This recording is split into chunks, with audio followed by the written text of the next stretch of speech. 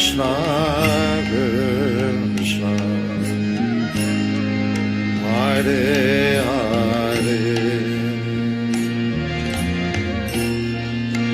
Hare Rama,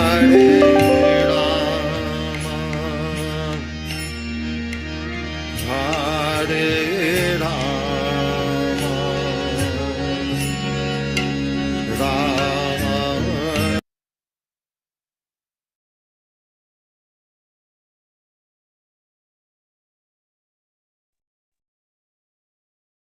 Hare Krishna, dear devotees, please accept our humble obeisances. All glories to Srila Prabhupada. We welcome you to this morning's Srimad Bhagavatam class. This morning, we will be hearing and discussing from Srimad Bhagavatam, Canto 1, Chapter 14, verse number 39 through 42. The title of the chapter, as we all know, is The Disappearance of Lord Krishna.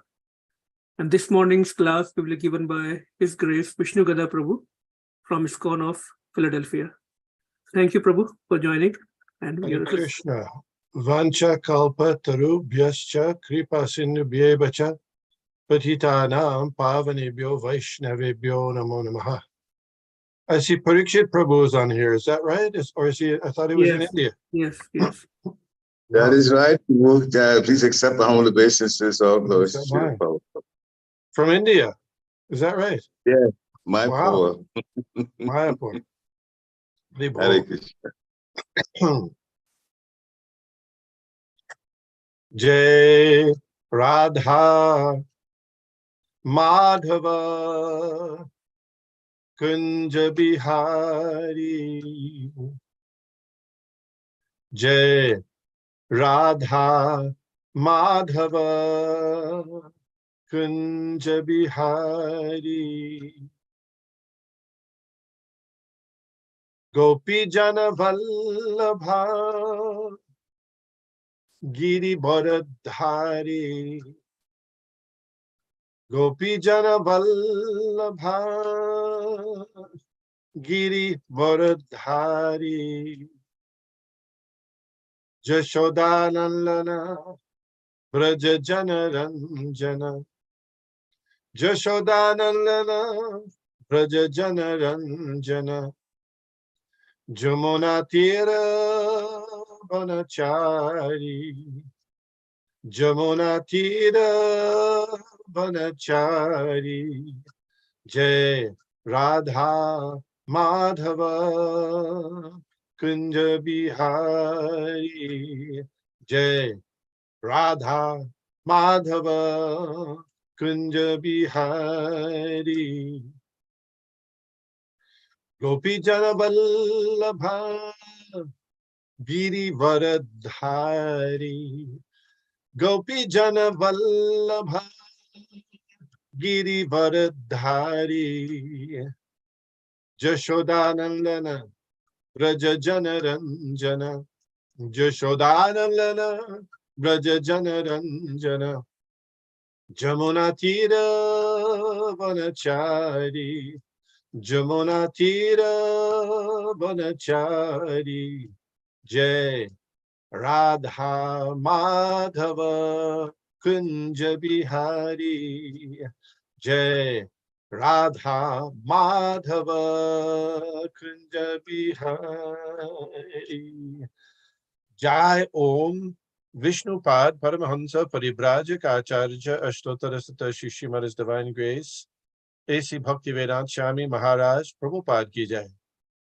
Ananta Koti Vaishnav Vrinda ki jai. ISKCON founder Acharya Srila Prabhupada ki jai. Namacharya Srila Haridas Thakur ki jai. Prem se kaha Shri Krishna Chaitanya Prabhu Nityananda Shri Advaita Gadadhar Shivashadi Gaur Bhaktivinoda ki jai. Shri Radha Krishna Gopa Gopinath Shyam Kund Radha Kund Giri Govardhan ki jai. Vrindavan Dham ki jai. Navadvip Mayapur Dham ki jai. Ganga Mai ki jai. Jamuna Mai ki jai. Tulsi Devi ki jai. Bhakti Devi ki jai. Samaveta Bhaktavrinda ki jai. Gaur Prem Anande. All glories to the assembled devotees. All glories to the assembled devotees. All glories to the assembled devotees. All glory to Sri Sri Guru and Sri Gauranga. Hari Hari Bol. All glories to Srila Prabhupada. Nama Om Vishnupadaya Krishna Preshtaya Bhutale Srimate Bhakti Vedanta Shami Iti Namane Namaste Saraswate Deve Gauravani Pracharine Nirbhishesha Shunyavadi Paschatya Deshatarine. Om Namo Bhagavate Vasudevaya. Om Namo Bhagavate Vasudevaya. Om Namo Bhagavate Vasudevaya. Srimad Bhagavatam, 1st Canto, 14th Chapter, 39th Verse. Kachitte namayam tata brastate ja vibhasi me alabdhamano vigyata kim va tata chiroshita. Kachitte namayam tata brastate ja vibhasi me alabdhamano vajnata kim va tata chiroshita. Kachitte namayam tata brashtate ja vibhasi me alabdhamano vajnata kim va tata chiroshita. Please chant. Gachite namayam tata prastateja vivasini alabda manu vagyata kingva tata chirushita. Hare Krishna. Kashite anamayam tata bhrashtateja bhivasi me alabdhamano avagyataha kim va tata chiroshitaha.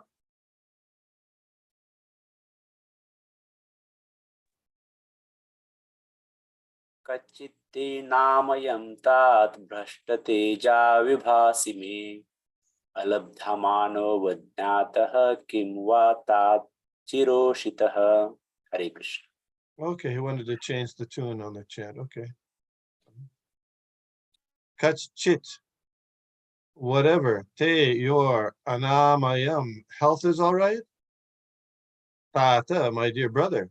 Brashta, bereft. Teja, luster. Vibhasi, appear. Me, to me. Oh.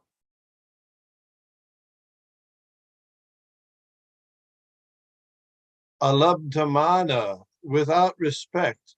Avagyata, neglected. Kim, whether. Va, or. Tata, my dear brother. Chiroshita, because of long residence.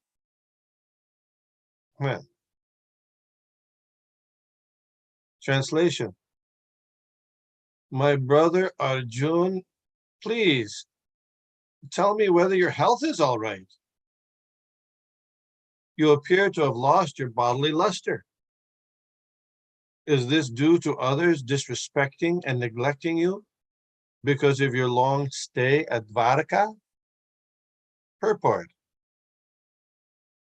From all angles of vision, the Maharaj inquired from Arjun about the welfare of Dvaraka, but he concluded at last that as long as Lord Shri Krishna himself was there, nothing inauspicious could happen. But at the same time, Arjun appeared to be bereft of his bodily luster. And thus the king inquired of his personal welfare and asked so many vital questions. Next we'll do.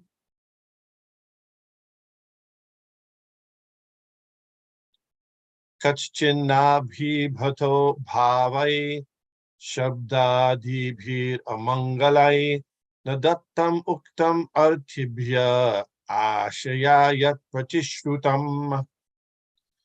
Has someone addressed you with unfriendly words or threatened you? Could you not give charity to one who asked? Or could you not keep your promise to someone? Purport: a Kshatriya or a rich man is sometimes visited by persons who are in need of money. When they are asked for a donation, it is the duty of the possessor of wealth to give in charity in consideration of the person, place, and time. If a Kshatriya or a rich man fails to comply with this obligation, he must be very sorry for this discrepancy. Similarly, one should not fail to keep his promise to give in charity. These discrepancies are sometimes causes of despondency, and thus failing, a person becomes subjected to criticism, which might be the cause of Arjuna's plight.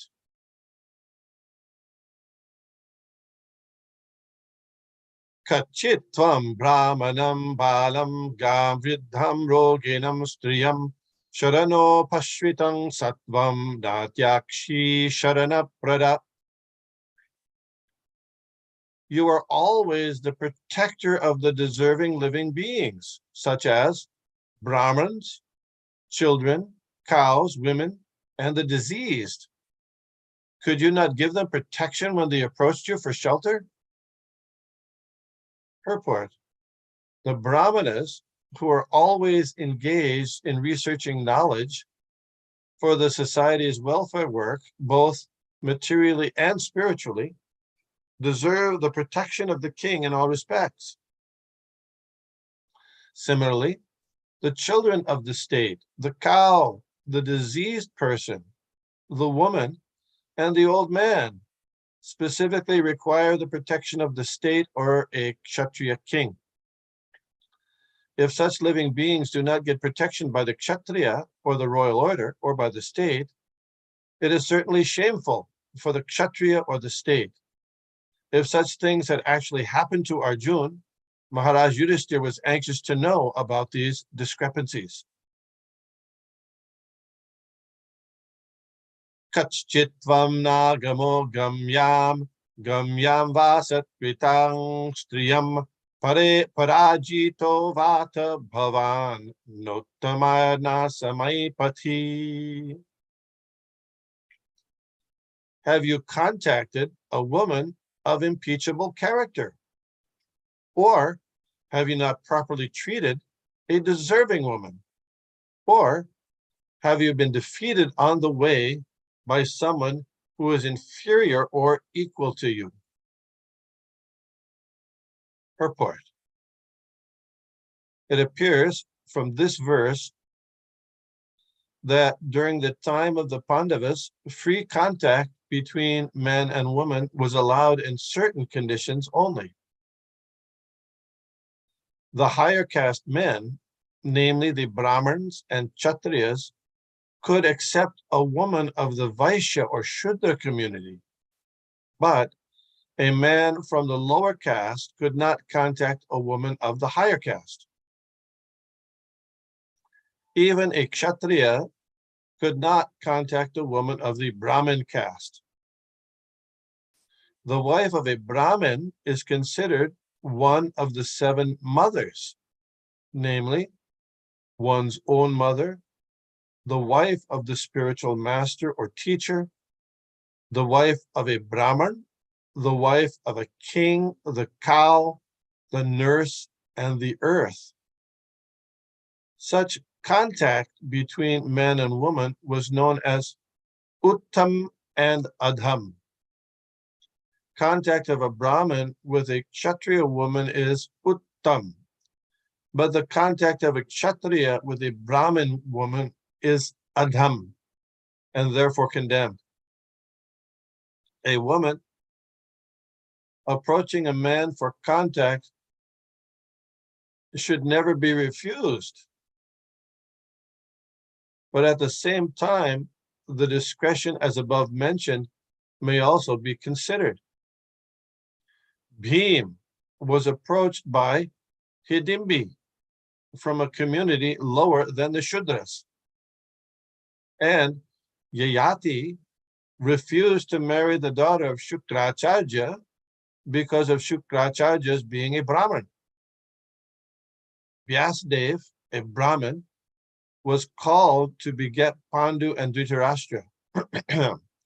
Satyavati belonged to a family of fishermen, but Parashar, a great Brahmin, begot in her Vyasdev. So there are so many examples of contacts with women, but in all cases, the contacts were not abominable, nor were they the results of such contacts bad. Nor were the results of such contacts bad. Contact between man and woman is natural, but that also must be carried out under regulative principles so that social consecration may not be disturbed or unwanted worthless population be increased for the unrest of the world. It is abominable for a Kshatriya to be defeated by one who is inferior in strength or equal in strength. If one is defeated at all, he should be defeated by some superior power. Arjuna was defeated by Bhishmadev, and Lord Krishna saved him from the danger.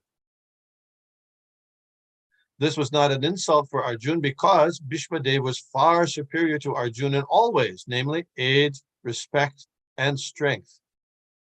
But Karna was equal to Arjuna, and therefore Arjuna was in crisis when fighting with Karna.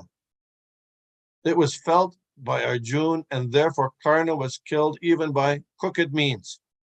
Such are the engagements of the Kshatriyas. And Maharaj Yudhishthir inquired from his brother whether anything undesirable happened on the way home from Dwaraka.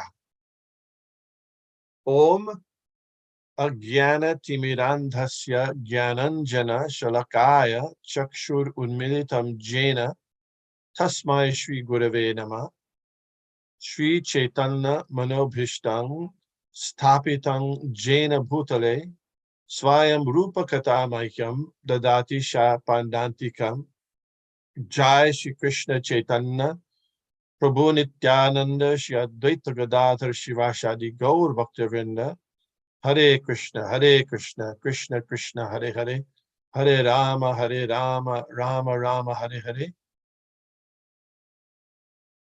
Before speaking, I'd like to ask for blessings and permission from the devotees present, as well as especially the senior devotees who are senior by age and by advancement in Krishna consciousness. Thank you very much. Hare Krishna. Hare Krishna. So, the Maharaj Yudhishthir, Srila Prabhupada sometimes said that these were his speculative inquiries to Arjuna, because Arjuna was by his, sometimes when you know someone, you can tell, even though others might not be able to tell, you can tell that they're having difficulty or they're lamenting or in disturbed condition. So Yudhishthir Maharaj knows very well his brother Arjuna, and he could tell something is up, something is wrong. So he gives a lot of different possibilities. He's questioning Arjuna. Here he's saying maybe his health, there's something wrong with your health. Because sometimes it happens that you don't look yourself because something's wrong with your physical situation, or could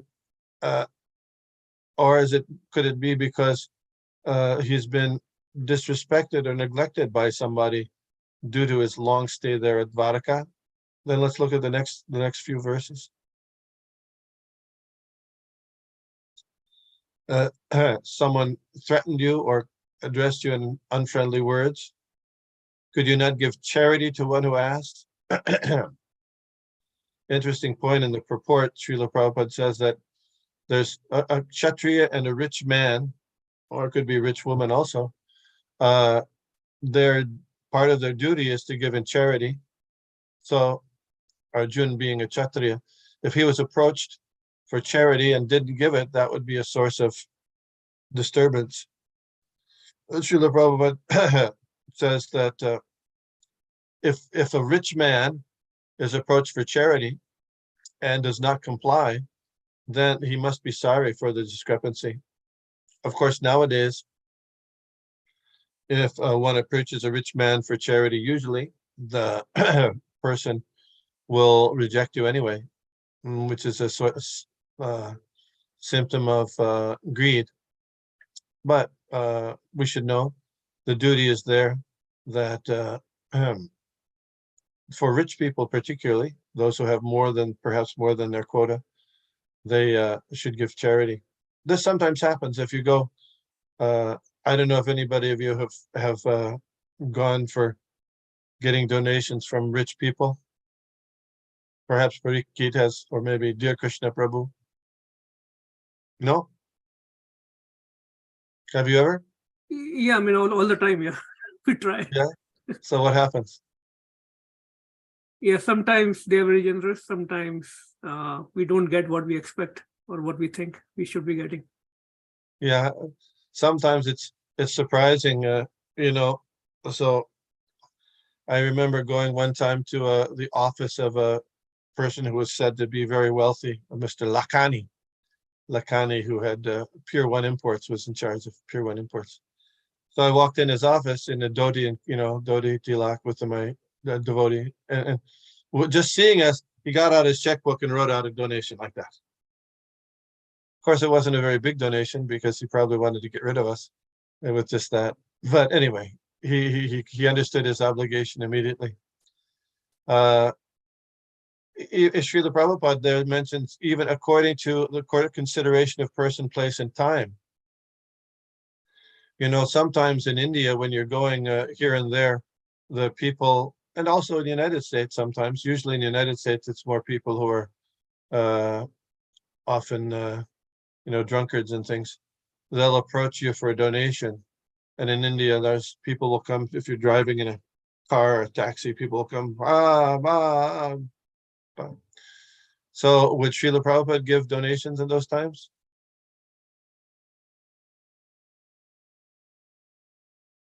Go ahead. What are your beliefs? No. Yes, he would actually. He would. He would give a few, not a lot, a few paisa. And that's described in Mother Vishaka's book. We think, sometimes we think, if we give to those people, then they will use it for sinful purposes or buy some alcohol or whatever. Okay, or the urchins in India might use it for whatever, bidis. But Srila Prabhupada gave, and he said, he quoted his spiritual master, he said, if you don't give something, your heart will become hard. That's very interesting. Anyway, so here, charity is being considered. Did he not give in charity when someone asked?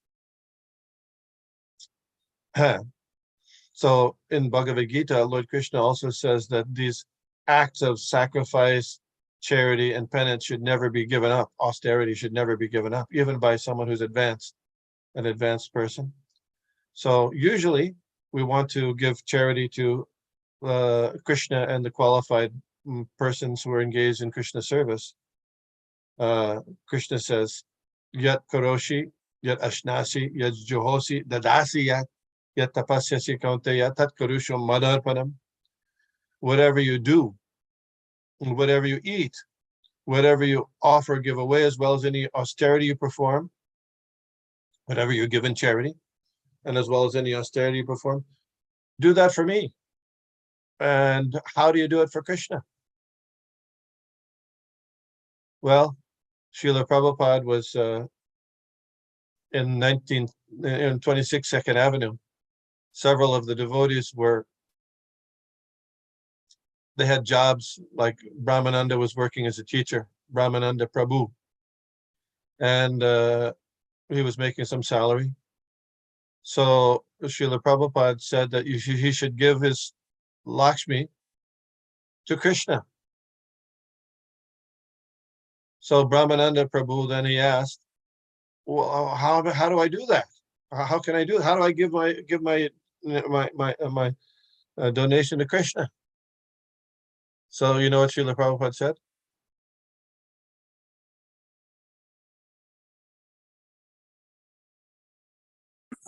No, Prabhu. Give to me and I'll give to Krishna. That works. That's how it works. And everybody chuckled, laughed. Yeah, they appreciated that. Yeah, so you give it, whatever you do, whatever you eat, offer or give away, as well as any austerity you perform, do for me. So today is Ekadashi, the 11th day of the waxing and waning moon, and one performs extra service or austerity today. Why? To increase one's love for Krishna, increasing one's hearing and chanting. So here we are, and a good start is going to the Srimad Bhagavatam class in the morning. All glories to the assembled devotees to doing that. It's a good start for Ekadashi. And the point is not just to reduce eating, no grains or beans, of course, no meat, fish, or eggs, but also to save time, to save time for engaging in more devotional service, particularly hearing and chanting about the Supreme Personality of Godhead. I had a discussion with different devotees. I don't know how you do it in Harrisburg, about the Gaur Purnima feast for the appearance day of Lord Chaitanya. Because in some temples they have they distribute, grain prasadam made with grains and other things, beans, and some temples they don't. I don't know what you do in Harrisburg for the Gaur Purnima feast, evening time, moonrise. What do you do? Usually it is mixed, both Ekadashi and non-Ekadashi. Okay, and is that a conscious decision or just the way it works out? I think it's a conscious decision based, because some of the devotees, they like to do Ekadashi fast. Okay. Well, what did Srila Prabhupada recommend? Is the question, right? I think, if I'm not wrong, he said Ekadashi. Yeah, it was always, when I first joined the Hare Krishna movement in 1971, I just missed the Gaur Purnima that year, but I was there for Gaur Purnima. I joined in March of 1971. Gaur Purnima, the second year, they had, all kinds of cakes and other things made with grains. Of course, you can make cakes with Kadashi cakes, and it was, laddus and all kinds of laddu, bundika laddu, all kinds of things. So that went on. Then the first time I went to India for Gaur Purnima, Mayapur, just like Parikshit. I think he's coming back before Gaur Purnima, though, I think. But so devotees chanted and did the Sankirtan all day, and went to the Ganges and bathed when there was in the Ganges at moonrise, and chanted Hare Krishna, then came back for prasadam. And what was it? Just a little bit of fried potato, this much fried potato. And I was shocked, completely shocked. So, and I was wondering, well, why is that? And then we got the instruction, it's supposed to be an Ekadashi feast, which in the West, we either we didn't know or we didn't want to know. We didn't know or we didn't want to know. So anyway, of course, at that time, we didn't have access to Srila Prabhupada's letters. And so I thought, and at that time I was in charge of the kitchen in New York, and New York was one of the big temples in the movement, and a lot of things started, and what happened in New York happened in other places later. So I was in charge of the kitchen. So then I tried to understand, and then we got the word from Srila Prabhupada. Yes, it's supposed to be an Ekadashi feast on Gaur Purnima, at least for his followers, those who want to follow his instructions. Anybody, there's all kind. Better take prasadam for other people, any kind of prasadam, but at least for those who want to follow his instructions a little more seriously, a little more carefully. So we instituted that at that time. There's some letters from the early days, which we didn't have access to at that time, but I thought it was something that was probably instituted later on. But actually, from the very beginning of the movement, there are many letters where Srila Prabhupada gave that instruction. It should be fasting, and a prasadam like Ekadashi, not even though it's not Ekadashi. So then some people say, well, wait a minute. I mean, why make a big deal about it? Why make a big deal about it? Isn't that niyamagraha? You know what niyamagraha means? What is niyamagraha?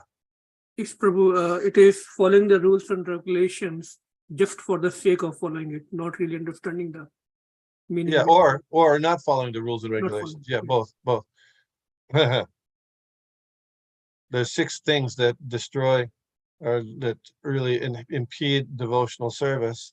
Atyahara, prayasascha, prajalpo, niyamagraha, janasangas, jalolyamcha.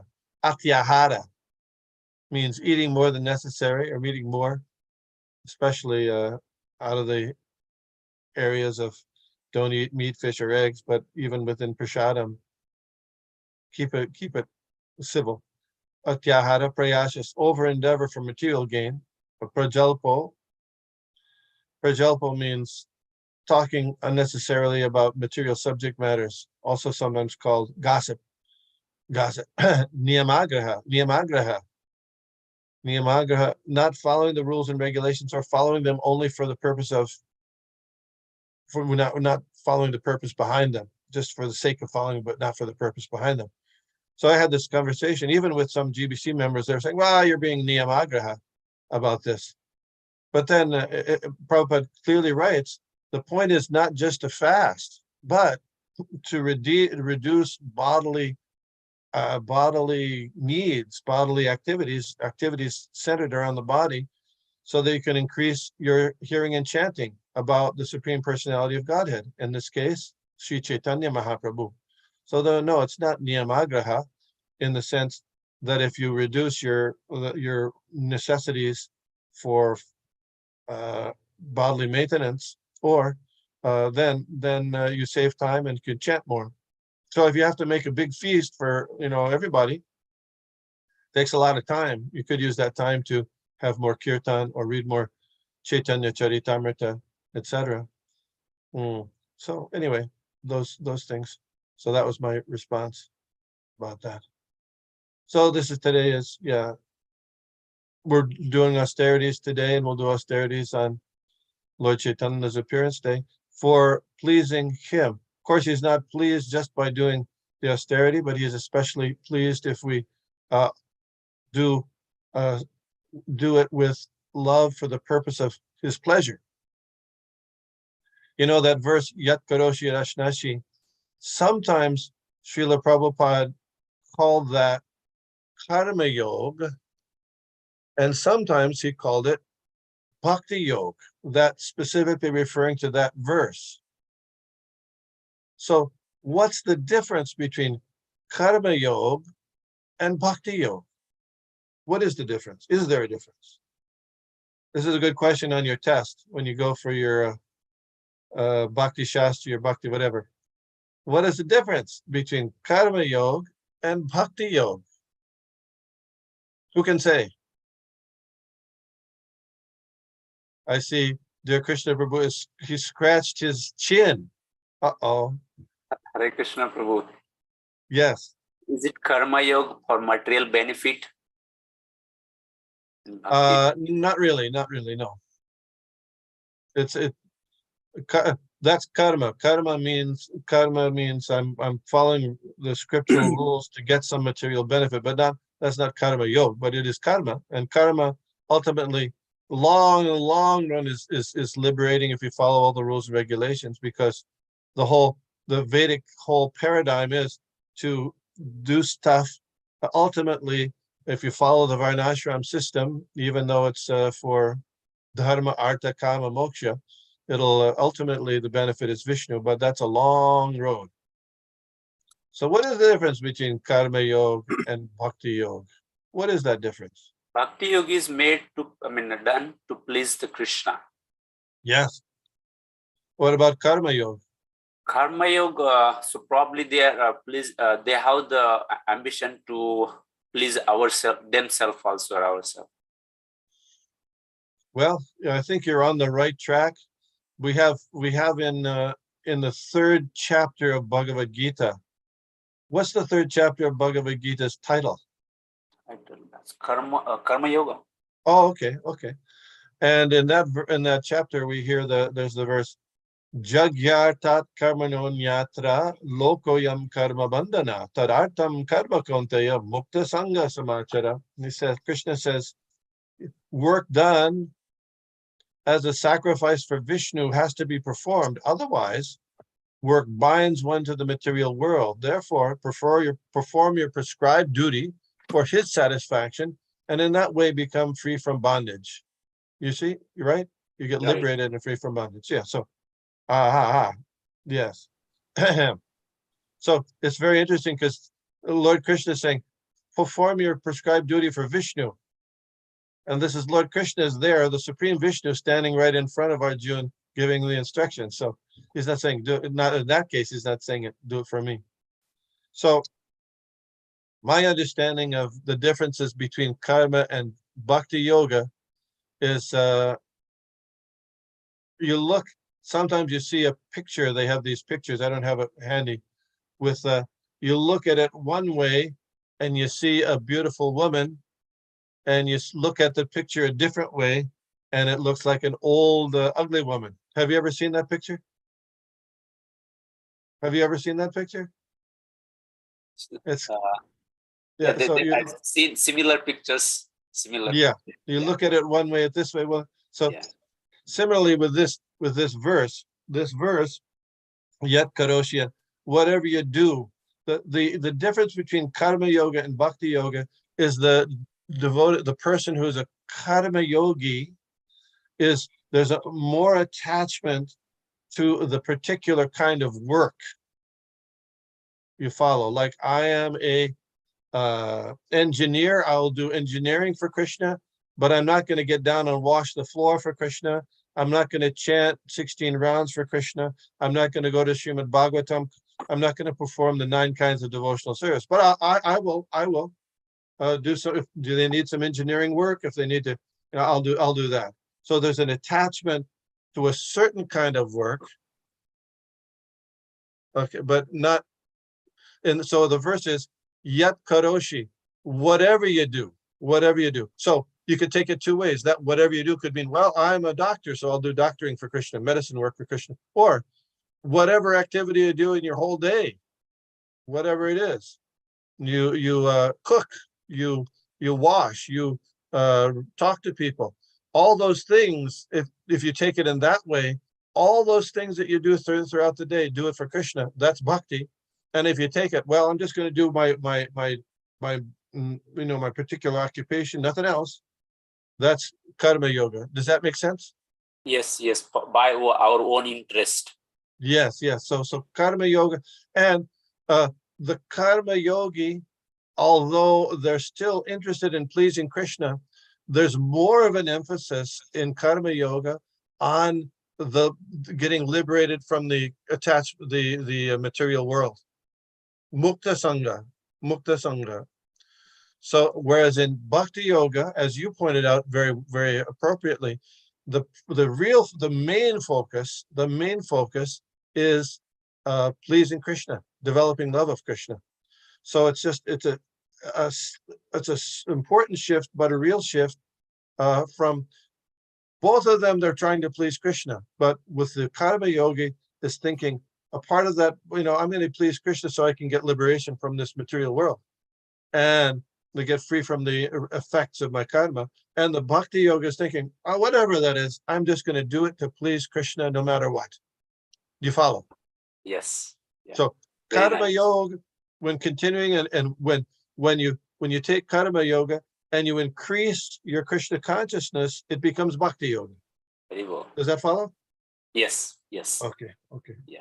Interesting points. Yeah.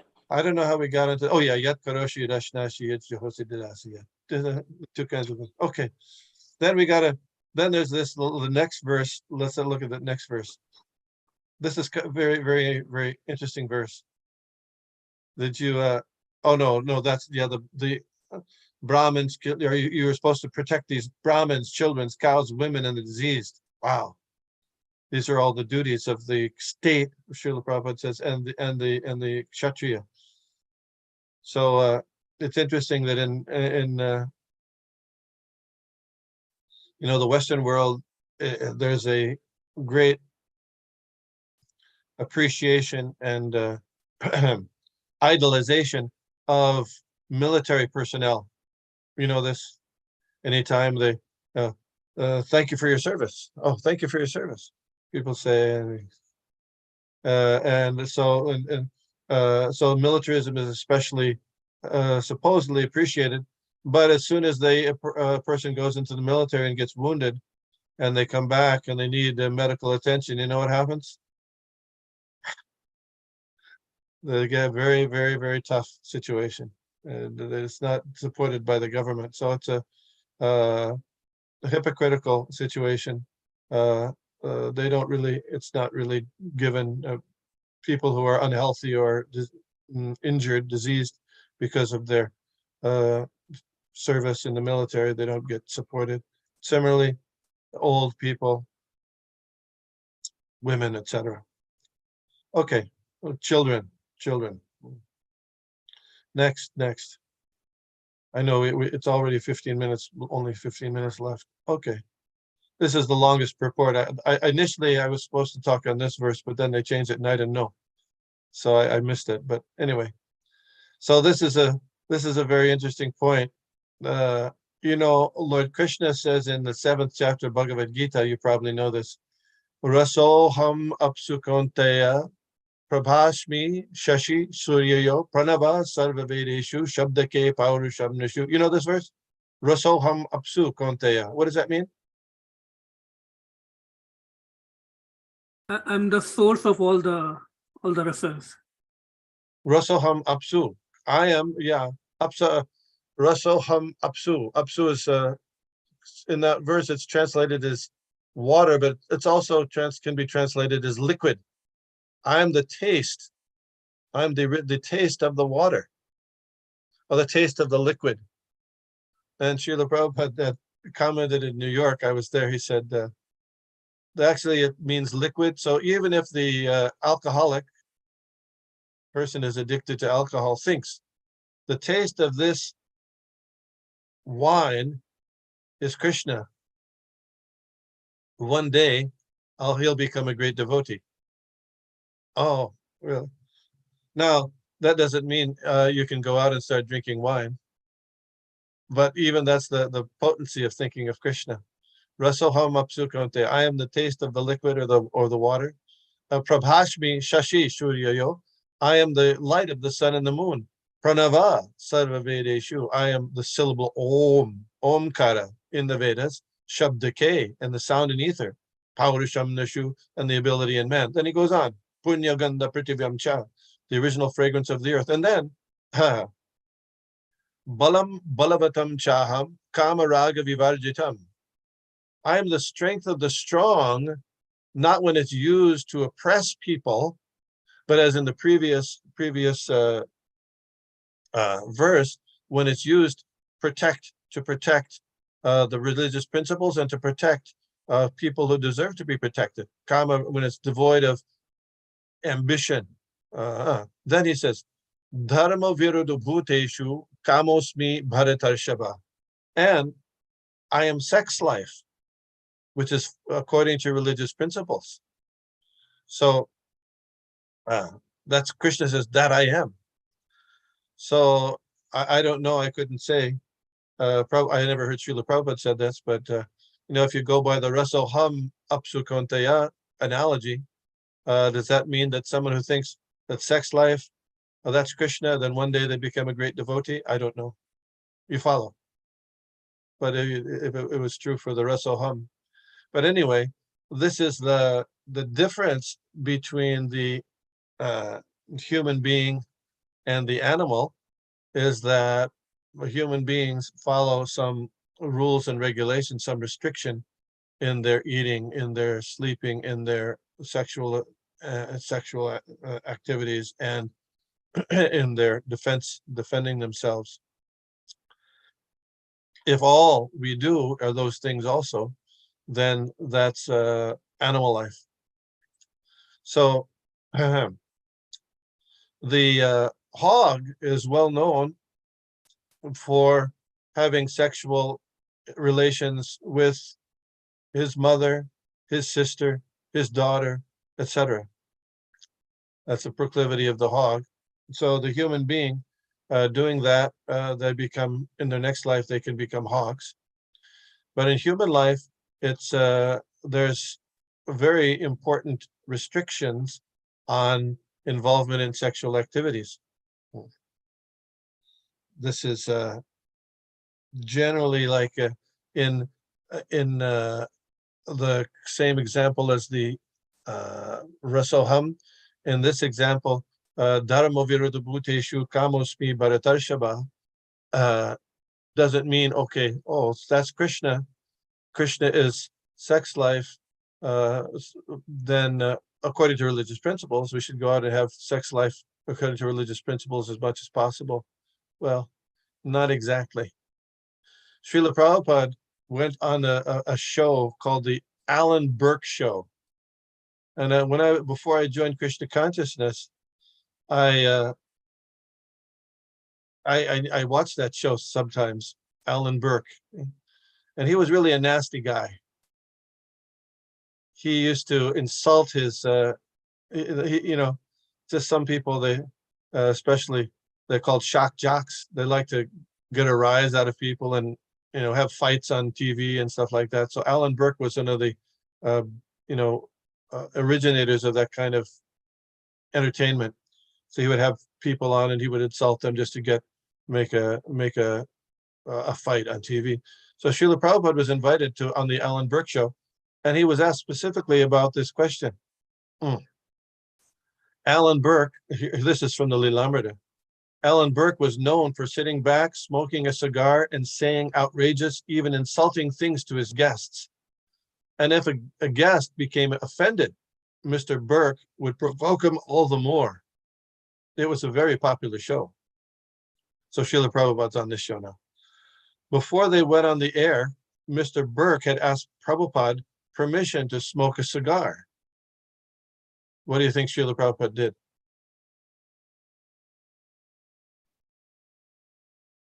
I think he allowed him. Yeah, that's right. Yeah. Prabhupada had graciously consented. Mr. Burke had introduced his guest as a real Swami. When he had asked Prabhupada why he was against sex, Prabhupada said he wasn't. Sex should be restricted to marriage and for raising Krishna conscious children. But Mr. Burke had persisted, wanting to know what was wrong with sex outside of marriage. The real purpose of human life, Srila Prabhupada replied, was self-realization. When one's mind is preoccupied with capturing new sex partners, keeping the mental peace necessary for self-realization becomes impossible. Mr. Burke had agreed. In fact, his manners had been the best ever. And at the end, he had called Prabhupada a very charming gentleman. So that's very interesting. Generally, we say that a man is like butter and woman is like fire. Have you heard this?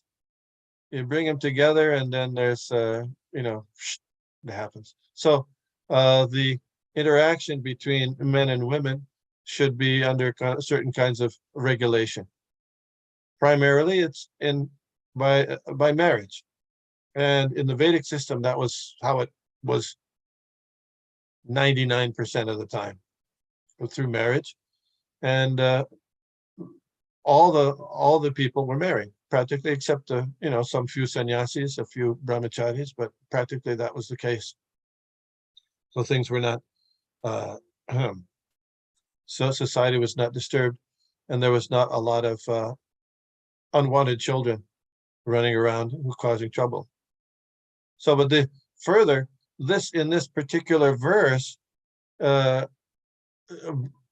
Yudhishthira Maharaj is saying that, well, did you not properly treat a deserving woman.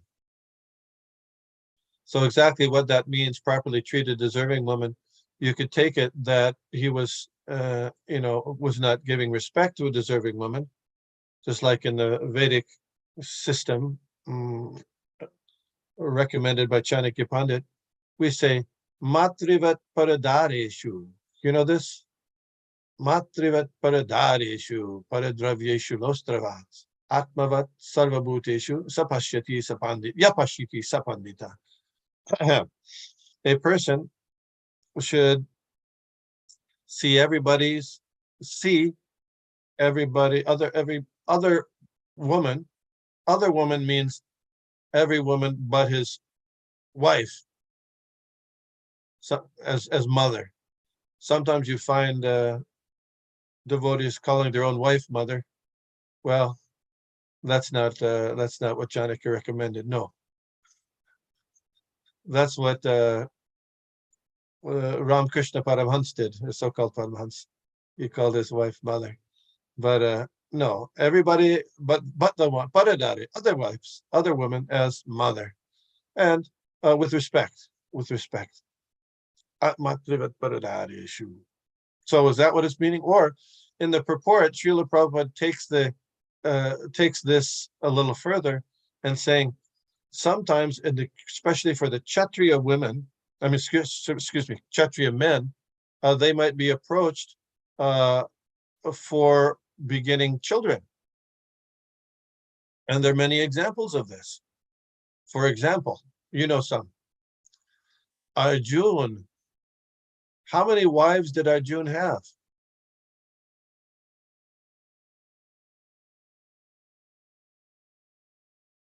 I think 5, Prabhu. I'm not very sure, but Okay, I know 4. Maybe there's another. So there was Draupadi was number 1, right? Then what happened was, but Draupadi was the wife of all 5 Pandavas. It's called polyandry.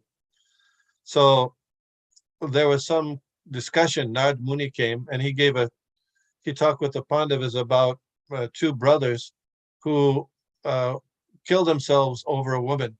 So he recommended be very careful about your interaction so nobody becomes envious of the other. So they decided that Draupadi would stay with each brother for a certain period of time. And if anybody interrupted them, in any of the other brothers interrupted them while they were in their bed chamber, then they would have to go voluntarily on exile and Tirthayatra for a certain period of time. So what happened when Maharaj Yudhishthir and Draupadi, it was that time when they were together, and they were together in their bedroom, and somehow Arjun had left his Gandiva bow in the bedroom. So when a Brahmin, his cows had been stolen by some thieves, and so the Brahmin came to the palace and said, "What's going on? What kind of Kshatriyas are you? You're in the presence of Arjun." Thank you. Yeah, the presence of Arjun, your presence of the Pandavas, these thieves are getting away with it. So Arjun said, "No, okay, I'll come." He had to make a decision whether he would get his bow, which was there, and interrupt Yudhishthira and Draupadi, or whether he should then not capture those thieves. He chose better to capture the thieves and accept the punishment. So he went and got his bow, captured the thieves, punished them, and then said, "Okay, now it's time I have to go on Tirthayatra away from the Pandavas."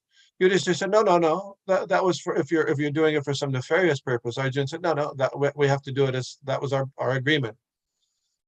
So he went to different places, and one place he was going east, along the Ganges there, further east from where they were, and as he was taking bath in the Ganges, he was pulled underneath the water to a realm that was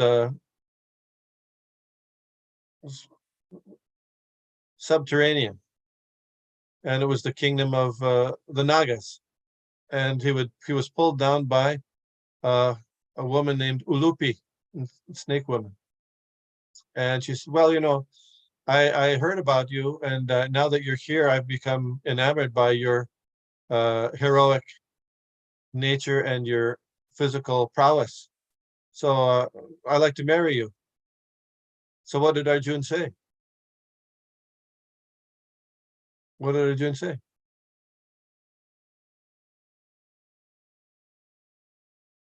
Nobody knows? Come on.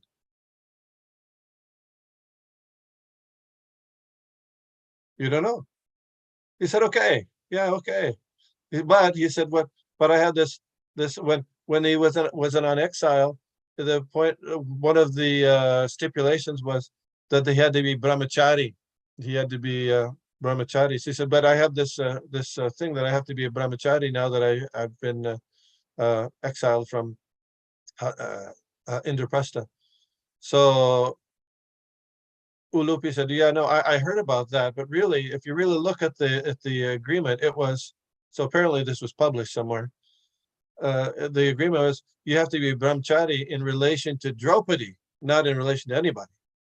So you see, that convinced him. And so the result was he had a child by the name of Iravan, right?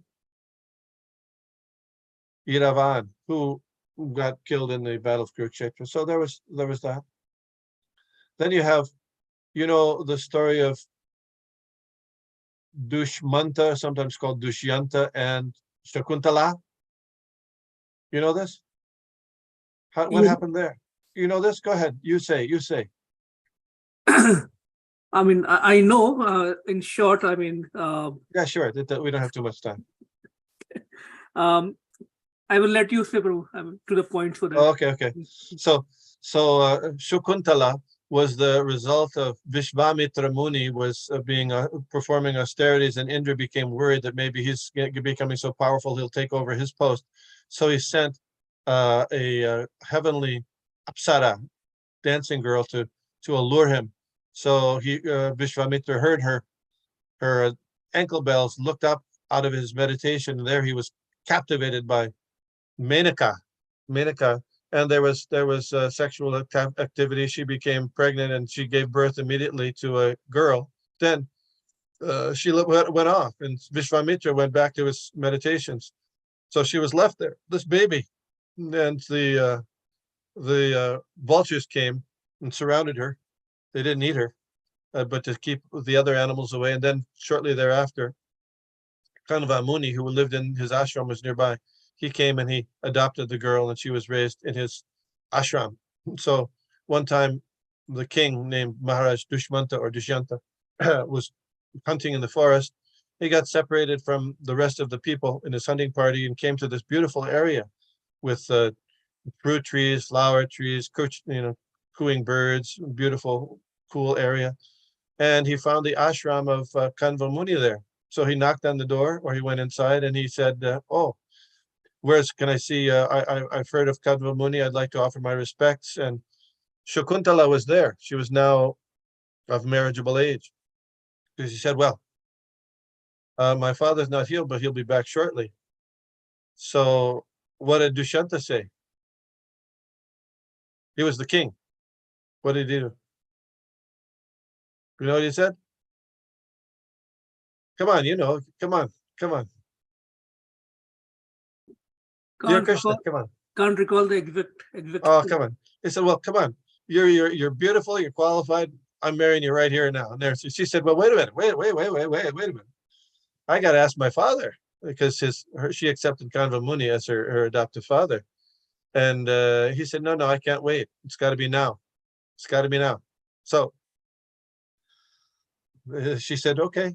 He accepted her as his wife, and the result was a child, Dushyanta Bharata. So then before Kanva Muni got back, Maharaj Dushyanta went back to his kingdom. So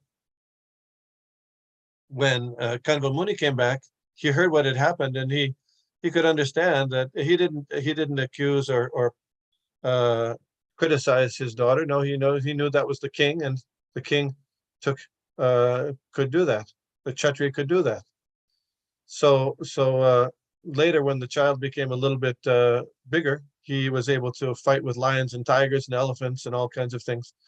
So Shakuntala came with the child to Dushyanta at his capital and said, "Here, you said that we're married. Here's our child.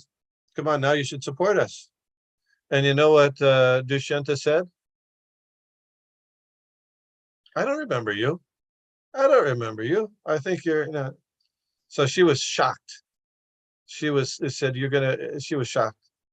So she said some unkind words to Dushyanta, and she started to leave. And then, just then, a voice, Nakashbani, said, "No, this is your legally married wife and your son. Please accept them and take them under your shelter and provide."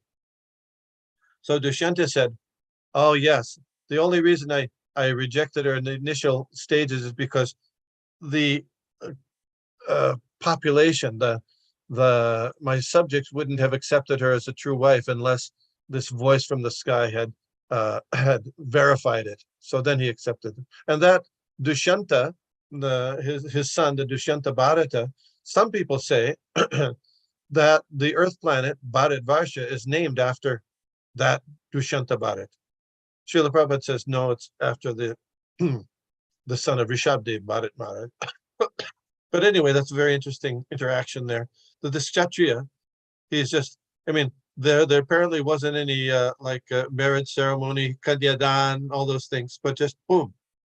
So this is an exception. It's not that someone can say, "Well, I'm a Kshatriya, so therefore I'm going to go out and I can take any woman I want." I'm sorry, no. Why? Especially in Krishna consciousness, because there's 4 regulative principles.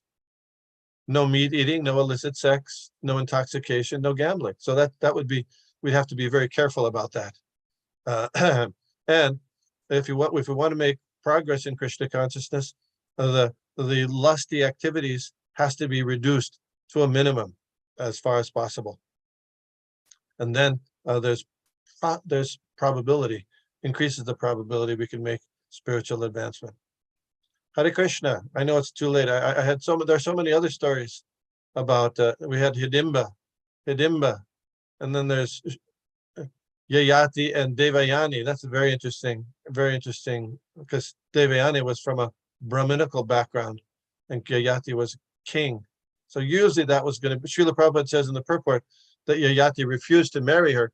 Yes, initially he refused, but then he got the permission from the father, Shukracharya, because Devayani had been cursed by the son of Brihaspati, that she couldn't marry a Brahmin. Okay, Hare Krishna. Too much talk. Hare Krishna, Prabhu. No, it was so nice explaining these verses with these real stories from the history. Thank you so much, Prabhu. Devotees, if you have any questions, any comments, or any story you would know and want to share, please feel free to unmute yourself. You can put it on the comments or raise your hands.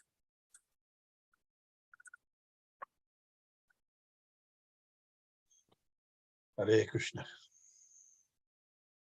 Hare Krishna, Prabhuji, Dandavat Pranam, Jai Srila Prabhupada. Wonderful lecture. I have some question, Prabhu, regarding my understanding. Can I ask? Yeah, sure, of course. As the devotee, we are walking on this devotional path. We have to control our senses, as you mentioned, and we have to, because that purifies us when you control our senses or the attractions. So I was like, that's my understanding, not my understanding, but I feel like when you in Shastra we have these incidents between the man and woman. But if you avoid that, will that help to not to? Even though we know, but if you avoid that studying or hearing, will that help to focus more, because we will not come to know that part of the area. I'm not understanding your question. I mean, question I'm asking Prabhuji is the attraction between man and woman. Yeah. It's different pastimes in the Shastra also. Yes. So if one avoids that, will that help one to focus, go away from this sense gratification tendency? Yeah, I mean, ultimately avoiding, but what has to have avoiding will be a problem continually unless we get an attraction to Krishna. So sometimes it happens that so either avoiding or as mentioned here, having the relationship according to the religious principles, dharma viruddha bhuteshu. So having a married wife and like that, so contact in that way. Either try to avoid it completely, or if not possible, then marriage is especially recommended for most people. I see. But even in man-women interactions, you got to be careful. I got a call from this devotee. He was telling me that he's having affairs with different people's wives, and he thinks it really improves his Krishna consciousness because he feels really good about it. Actually, he said that. So I had to counsel him that that's not going to be ultimately for his benefit. So even on the royal road, there's danger. So if one has to be very careful. So with all these people that like Ulupi, she wasn't married. Devayani, she wasn't married. They were all with unmarried women, and he was a kshatriya, and they so by some contact they got married, but it was according to the rules and regulations of Shastra. Ultimately, we got to be careful.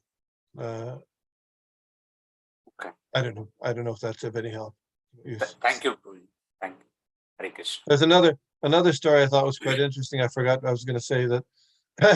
Like Parashar Muni, he begot Vyasadeva in the womb of Satyavati before her marriage to King Shantanu. And sometimes people say Parashar Muni became overcome with lusted desires. Not possible. He was a Brahmin, and the result was Vyasadeva, because the mentality of the child is determined by the mentality of the parents at the time of conception to a certain degree. So Vyasadeva is a pure Brahmin. So how could it be? No, he knew that there was time for an incarnation of Krishna to come, and his literary incarnation to come, and so that's how it happened.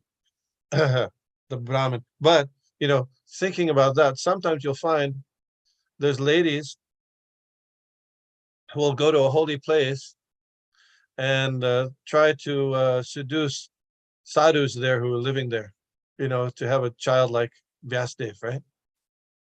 And then there's men who go to holy places and pose as sadhus to attract those women, so they can have sexual relations with those women, like that. You understand? So this is Srila Bhaktisiddhanta Saraswati Thakur said, this is the program of the cheaters and the cheated. Yeah, cheaters and the cheated.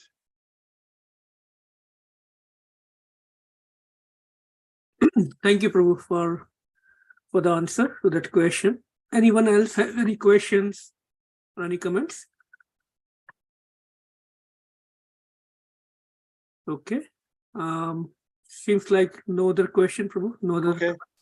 Thank you so much for your Hare association. Krishna, Hare Krishna.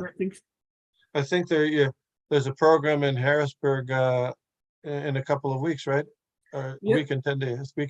Yes, Prabhu, and we are waiting for that. For you in the program. It's Saturday, February 25th. We are going to welcome Shri Gaur Nitai, who is coming. Congratulations to you. Thank you, Congratulations. Prabhu. All your blessings and encouragement, Prabhu. Hare Thank Krishna. you so much.